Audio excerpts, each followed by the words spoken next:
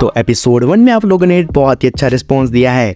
जब मैं इस ऑडियो को रिकॉर्ड कर रहा हूँ तब उस वीडियो ने 700 व्यूज क्रॉस कर चुके हैं और अभी भी आगे बढ़ता जा रहा है।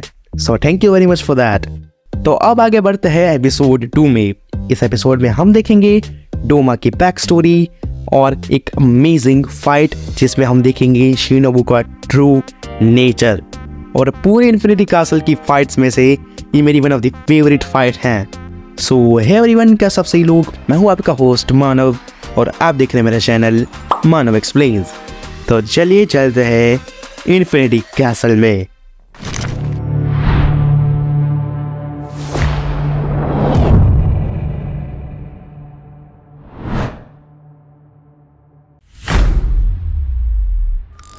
और उसी वक्त वहाँ एक डीमन स्लेयर का कौवा आकर अनाउंस करता है कि इंसेक्ट हाशिरा शिनोबू की अपर मुंड 2 डोमा से लड़ते हुए डेथ हो गई है।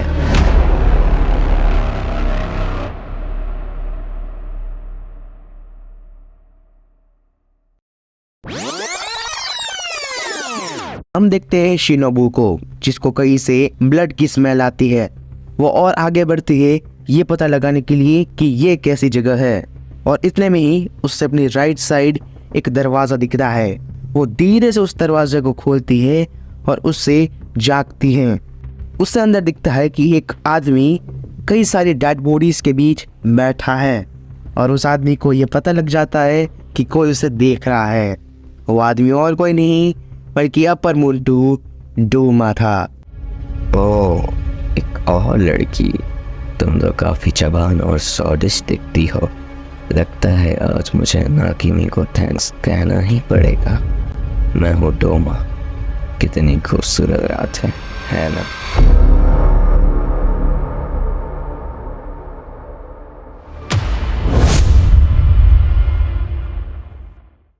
शिनोबू, डीमन स्लेयर को छोड़ दो।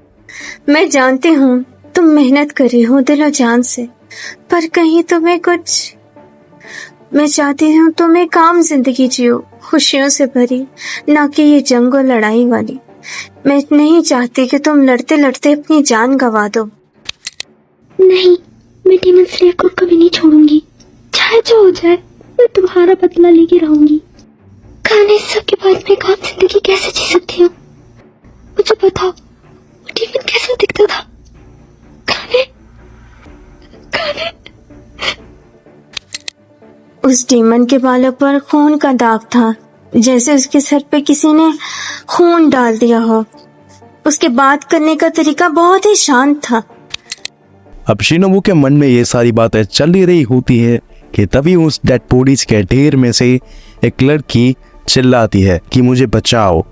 जिस पर डोमा कहता है क्या तुम्हें दिख नहीं रहा कि मैं बात कर रहा हूँ? और शिनोबू वहाँ फटाक से जाके उसको वहाँ से छुड़ा कर दूर ले जाती है और उससे कहती है कि क्या तुम ठीक हो? पर जैसे ही वो ये बात बोलती है उस लड़की की बॉडी के टुकड़े टुकड़े हो जाते हैं। जिस पर डोमा कहता है कि कोई बात नहीं, उसे वही छोड़ दो, मैं उसको बाद में अच्छे से खाऊंगा। और आगे काना है जो बात शिनोबू को कहना चाहती थी डोमा के बारे में, वो उसके मन में आगे क्लिक होती है। और वो लड़ने के लिए 2 नुकीले पंखे इस्तेमाल कर रहा था। मैं इटर्नल पैराडाइज का फाउंडर हूँ। मेरा काम है देवतीज को खुश रखना। मैं उसे पूरी तरह से खा जाऊंगा बिना एक खून की बूंद बेकार किए। यही वो डीमन है जिसने मेरी बहन को मारा। ड्यूटीज के साथ रहना बकवास। वो दर्द से चिल्ला रही थी, इसलिए ही तो मैंने उसकी मदद की। अब वो दर्द में नहीं है, वो आजाद है अपने सारे दुखों से। मौत से सब डरते हैं, इसीलिए मैं उन्हें खाता हूँ ताकि वो हमेशा जिंदा रहे मेरे अंदर। मैं उनका सब कुछ अपनाता हूँ, उनका दर्द, उनका खून, उनका शरीर। उन्हें बचा के इस जगह भेजता हूँ जहाँ वो खुश रह सके। तुम पूरे संगी हो। तुम जैसे लोग मुझे रास नहीं आते। हम अभी मिले हैं और तुम्हें मुझसे इतनी नफरत है? ओह, समझ गया। पक्का तुम्हारे साथ कुछ बुरा हुआ होगा। वैसे तुम चाहो तो मुझे सब बता सकती हो। क्या मतलब बुरा? तुमने मेरी बहन को मार डाला। क्या ये गुण देख के तुम्हें कुछ याद आया? वो लड़की जो फ्लावर ब्रीथिंग यूज करती थी, वो बहुत नरम दिल और प्यारी थी, पर सूरज निकल आया था तो मैं उसे खा नहीं पाया। Is it breathing? Dance of the beast thing. True flower. वाह, काफी अच्छा वार है, मैं इसे हाथ से नहीं रोक सकता। Blood demon art, frozen lotus. तो जब डोमा अपने ब्लड डीमन आर्ट को रिलीज करता है तो वहाँ की हवा इतनी ज़्यादा ठंडी हो जाती है कि इंसान के लंग्स तक जम सकते हैं। आगे डोमा कहता है कि तुम बहुत ज़्यादा फास्ट हो, पर तुम्हें मेरी आँख के बदले मेरा गला काटना चाहिए था। इसका जवाब देते हुए शिनोबू कहती है कि मेरा मकसद तुम्हारा गला काटना था ही नहीं, मुझे तो बस तुम्हारी बॉडी में पॉइजन इंजेक्ट करना था। कुछ ही सेकंड्स में वो पॉइजन अपना असर दिखाता है। डोमा की हालत काफ़ी ख़राब हो जाती है और वो खून की उल्टी करने लगता है, पर इतना सा पॉइजन उसे मारने के लिए बिल्कुल भी काफ़ी नहीं था, क्योंकि कुछ ही देर बाद वो फिर से रिकवर हो जाता है और वो हंसते हुए शिनोबू से कहता है कि शायद अगला बार काम कर जाए। और ये सुनकर शिनोबू अपने नेक्स्ट अटैक के लिए तैयार हो जाती है। तो इसके बाद हमें दिखाई जाती है डोमा की बैक स्टोरी, जहाँ हम देखते हैं कि लोग उसे उसकी रेनबो कलर्ड आंखें और वाइट बाल होने की वजह से स्पेशल मानते थे, और उसके पेरेंट्स का भी यही मानना था। इसलिए वो अपना कल्ट शुरू करते हैं जिसका नाम होता है इटर्नल पैराडाइज कल्ट, जिसका एक अलग मंदिर था जहाँ कई सारे लोग उस बच्चे डोमा से अपनी प्रॉब्लम्स का हल मांगने आते थे। और इसी बात से वो उन सबसे नफरत करता था, क्योंकि उसका मानना था कि भगवान जैसी कोई चीज़ है ही नहीं, वो सिर्फ कहानियाँ हैं जो इंसानों ने बनाई है ताकि वो अपनी प्रॉब्लम्स से दूर रह सके। लेकिन वो ये समझता था चाहे अंधविश्वास से ही सही, पर उन सबको खुश रखना उसका काम है।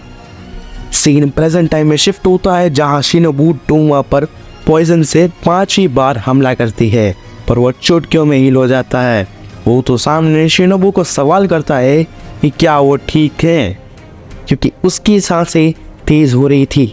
अब यहाँ पर शिनोबू को ये तो समझ आ ही गया था कि इतना पॉइजन उस पर कुछ असर नहीं करने वाला, और इसलिए वो insect breathing dance of the dragon fly compound I hexagon का यूज़ करती है और डोमा को कई सारी जगह पर स्टैप करती है, जिस पर डोमा कहता है कि अरे यार तुम तो काफ़ी ज़्यादा फास्ट हो। लेकिन सीन शिफ्ट होते ही हम देखते हैं कि शिनोबू की बॉडी पर एक बड़ा सा कट लग चुका है। आगे डोमा उसका मजाक उड़ाते हुए कहता है कि अगर तुम इतनी ही स्पीड से मेरा गला काट देती तो तुम जीत जाती, और शायद नहीं, क्योंकि तुम इतनी छोटी जो हो। फिर जब खून शिनोबू के हाथ पर गिरता है तब वो सोचती है कि मेरे हाथ इतने छोटे क्यों हैं और मेरी हाइट भी ज़्यादा नहीं है। फिर वो सोचती है कि काश उसके हाथ और मसल्स सबकी तरह पावरफुल होते तो वो भी डोमा का गला ज़रूर काट पाती। और उसे अपनी बहन कानाई की याद आती है और उसे लगता है कि वो डोमा को नहीं हरा सकती। तभी कानाई की स्पिरिट उसके सामने आती है और वो कहते हैं कि जल्दी खड़ी हो और अपनी सारी स्ट्रेंथ इकट्ठा करो। लेकिन शिनोबू कुछ भी नहीं कर पा रही थी, उसका काफ़ी ज़्यादा खून बह गया था और वो ठीक से सांस भी नहीं ले पा रही थी।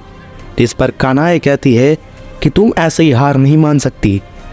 तभी डोमा उसके पास आ रहा था, लेकिन वो ये देखकर हैरान हो जाता है कि शिनोबू अब भी खड़ी हो पा रही थी। लेकिन जब उसके मुंह से खून निकलता है तब डोमा कहता है कि तुम अपनी बॉडी को और ज़्यादा तकलीफ ना दो। लेकिन तभी Shinobu insect breathing dance of the centipede 100 leg बिलोस को यूज़ करती है और डोमा पर अटैक करती है। और अब मजाकिया मूड वाला डोमा सीरियस हो जाता है, क्योंकि शिनोबू की स्पीड इतनी ज़्यादा थी कि वो उसकी मूवमेंट्स को भी ठीक से नहीं देख पा रहा था। और अचानक शिनोबू उसके सामने आ जाती है। डोमा भी पूरी स्पीड से उस पर अटैक करता है, पर उससे सिर्फ शिनोबू की हावरी कट जाती है। और अब फाइनली वो नीचे झुककर वो अपने मेन अटैक को अनलीश करती है, जिसमें वो तलवार को डोमा के गले के आर पार करके ऊपर सीलिंग में घुसा देती है। शिनोबू को अपना बचपन याद आता है, कि कैसे उसकी भी एक प्यारी सी फैमिली हुआ करती थी, लेकिन एक डीमन ने आकर वो सब बर्बाद कर दिया। उस डीमन ने शिनोबू के पेरेंट्स को मार डाला और वो उसे और उसकी बड़ी बहन को भी मार ही देता कि तभी वहाँ ग्योमी आकर उन्हें बचा लेता है। और उसी दिन शिनोबू और उसकी बड़ी बहन कानाए वादा करती है कि जैसे उसका परिवार टूट गया और सारी खुशियाँ चली गई, वो किसी और के साथ ऐसा बिल्कुल नहीं होने देंगी। और बाद में वो दोनों ही डीमन स्लेयर कॉर्प्स को ज्वाइन कर लेती हैं। फिर जब सीन प्रेजेंट में शिफ्ट होता है तब शिनोबू सोचती है कि एक डीमन को मारने से वो कई लोगों की जान बचा सकती है, पर एक अपर मून को मारने से वो कई 100 लोगों की जान बचा सकती है। 怒ってますか？ शिनोबू उस बात का जवाब देते हुए कहती है कि वो तब से गुस्से में है जब से उसके पेरेंट्स को मार दिया गया था, जब उसकी बहन को मार दिया गया था और कानाओ को छोड़कर उसके बाकी सारे स्टूडेंट को मार दिया गया था। उसे याद आती है आओई, सुमी, क्यू और नाहो के पेरेंट्स को कैसे मार दिया गया था और डीमंस की वजह से उनकी सारी खुशियाँ छीन ली गई थी। आगे शिनोबू की तलवार डोमा के गले से स्लिप हो जाती है और वो नीचे गिरने लगती है, पर डोमा उसे जोर से पकड़कर गले लगा लेता है। वो उसे कंग्रेचुलेट करता है इतनी मेहनत करने के लिए और साथ ही उसकी कमज़ोरी का मजाक भी उड़ाता है। और वो आगे कहता है कि तुम मेरा खाना बनने के लिए परफेक्ट हो, जिस पर शिनोबू कहती है कि तुम नर्क में सड़ोगे। आगे हम देखते हैं कानाओ को जो दौड़ते हुए आती है और उसके मास्टर को डोमा की पकड़ में देखती हैं और कानाओ के सामने ही वो झटके से शिनोबू की हड्डियां तोड़ देता है, जिससे उसकी तलवार ज़मीन पर गिर जाती है। कानाओ उसी वक्त फ्लावर ब्रीदिंग के 4th फॉर्म का यूज़ करती है शिनोबू को छुड़ाने के लिए, पर डोमा उससे डॉज करते हुए वापिस नीचे आ जाता है और कहता है जब कोई खाना खा रहा हो तब उस पर हमला नहीं करते। और यहाँ वो शिनोबू को खा नहीं रहा था, वो उसको एब्सॉर्ब कर रहा था और कानाओ कुछ भी नहीं कर पाती। और वो डोमा को एक बहुत ही गुस्से भरी नज़र से देखती है और कुछ ही मिनट में डोमा शिनोबू को पूरी तरह से एब्सॉर्ब कर लेता है। वो कहता है कि वो लड़की टेस्टी तो थी ही और साथ ही अच्छी भी थी, पर अफसोस हम ज़्यादा वक्त साथ में बिता नहीं पाए क्योंकि उससे कुछ ज़्यादा ही गुस्सा आ रहा था। लेकिन देखो आज की रात काफ़ी सुंदर है क्योंकि मुझे एक और स्वीट डिश मिल गई है। और वो ये सब कहता है शिनोबू की हेयर पिन को चाटते हुए।